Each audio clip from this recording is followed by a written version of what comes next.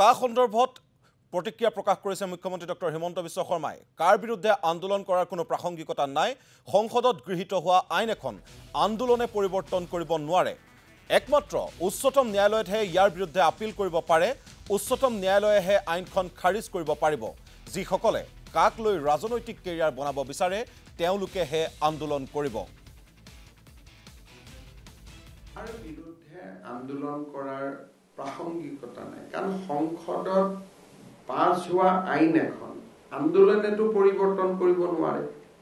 তাৰ পৰিৱৰ্তন এটা জেগাতে হ'ব পাৰে সুপ্ৰিম কোৰ্টত, কাৰণ ৰাজ্যসভাও চেঞ্জ হৈ গ'ল, এতিয়া লোকসভাও চেঞ্জ হৈ গ'ল, বিলখনটো পাছেই হৈ গ'ল, আইন হৈ গ'ল। এতিয়া লোকসভা ৰাজ্যসভা পুনৰ আহ্বান কৰি কাখন বাতিল কৰাৰ বাবে কোনোবা ৰাজনৈতিক দল যাব নেকি?